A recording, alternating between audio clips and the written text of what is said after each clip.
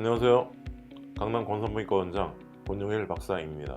지난번 자궁근종에 대해 꼭 알아야 할 사항 10가지에서 자궁근종에 대해 개략적으로 전반적인 내용을 설명드렸는데요. 그 이후에 여러 여성분들이 질문 중에 하나가 다발성 자궁근종에 대해서였습니다. 근종이 여러 개 있는 걸 다발성 근종이라고 하는데요.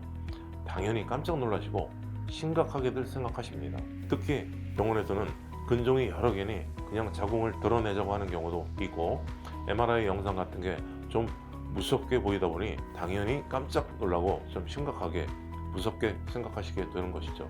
그래서 이번 영상에서는 여러분들이 다발성 자궁근종을 제대로 이해하고 잘 대처하기 위해서 꼭 아셔야 할 사항 4가지를 정리해 드리도록 하겠습니다. 이 영상을 보시기 전에 자궁근종에 대해 전반적으로 이해하실 필요가 있으니 제가 전에 만든 자궁근종에 대해 꼭 아셔야 할 사항 10가지라는 영상을 먼저 보시고 이 영상을 보시면 더욱 도움이 될 수 있습니다. 순서는 다음과 같습니다.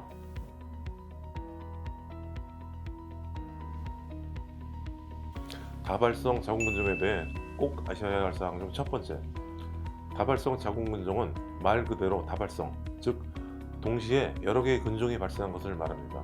자궁근종은 보통 진료에서 보이기 시작하는 것은 콩알만한 크기부터인데요. 이러한 콩알 크기부터 3 내지 5cm 또는 그보다 큰 것들이 여러 개 복합적으로 발생하는 것을 말합니다. 평균적으로 몇 개라고 말씀드릴 수는 없지만 제가 대학병원에서 있을 때 수술로 치료했던 사례 중에 20개가 넘는 근종을 수술로 제거한 적도 있고요. 또 일부 학회에서는 대한민국에도 기록적으로 한 환자에서 120개의 자궁근종을 제거한 것도 발표하는 거를 제가 본 적이 있습니다. 두 번째 사항으로는 다발성 근종이라고 해서 너무 심각하게 근종 중에서 더 나쁜 것 아닌가 하고 걱정하시는 분들이 많은데 전혀 그렇지 않습니다. 오히려 자궁근종은 딱 하나만 발생하는 경우보다 2개 이상 여러 개 발생하는 경우가 더 많습니다. 따라서 자궁근종이 여러 개 있다고 해서 특별히 더 나쁘다거나 더 고약하다고 생각하실 필요는 없습니다. 당연히 환자 입장에서는 자궁근종이 여러 개 있다고 하면 더 놀랄 수밖에 없고, 또 병원에서 근종이 많으니 자궁을 그냥 적출하자고 하는 경우도 많다 보니 무섭다는 생각이 드실 수 있습니다. 다만 특별히 더 공포감을 가지실 필요는 없으니 안심하시기 바랍니다. 물론 근종이 하나 있는 것보다는 여러 개 있는 게 더 안 좋은 건 사실이지만 그냥 좀 더 심한 정도로만 생각하시면 되지, 하나만 있는 근종보다 엄청나게 질적으로 안 좋다고 생각할 필요는 없다는 뜻입니다. 다발성 근종이라 하더라도 제가 지난 자궁근종에 대해 꼭 알아야 할 10가지에서 말씀드린 일반적인 사항은 그대로 적용된다고 보시면 됩니다. 예를 들어 자궁근종은 양성질환이므로 생활을 불편하게 하는 통증이나 과다생리, 부정출혈 같은 증상이 없다면 구태여 치료할 필요는 없고, 주기적으로 진료를 통해 크기의 변화나 증상의 발생에 대해 유의해서 지켜보시면 됩니다. 다만 자궁근종이 여러 개 있는 것이니까 아무래도 그 근종의 크기를 합쳐보면 하나의 근종이 있는 것보다는 크다고 생각하시면 되겠습니다. 따라서 너무 방치하시게 되면 다발성 근종의 각각의 근종의 크기가 커질 수 있으니 치료 시기에 대해서는 적절한 때를 꼭 찾아야 합니다. 세 번째 사항으로는 다발성 근종의 발생 형태입니다. 보통 저희 병원에 다발성 근종으로 오시는 분은 4cm 하나, 3cm 2개, 그리고 완두콩만한 1 내지 2cm 정도의 크기가 서너 개 있다, 이런 식으로 많이들 알고 오십니다. 이런 경우에 보통 여러 개 있고 또 4cm 더하기 3cm니까 7cm 크기의 근종으로 생각하시는 경우가 많습니다. 하지만 부피라는 점에서 볼 때 4cm 플러스 3cm는 5cm 크기의 근종보다 조금 더 큰 정도입니다.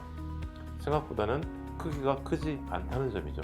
또 완두콩 크기의 근종이 서너 개 있는 것도 많이들 걱정을 하십니다.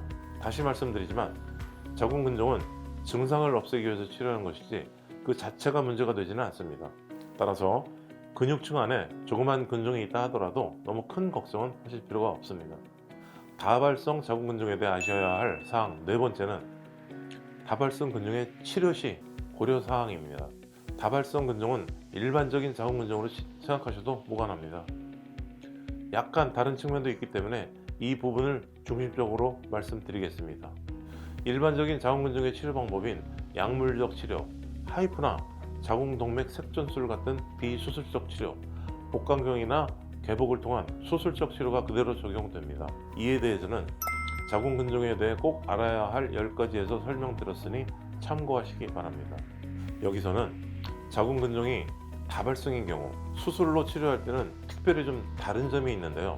수술의 난이도도 많이 올라가고 수술 크기도 커질 수 있고 발견한 자궁근종을 모두 제거하기 힘들 수 있다는 점입니다.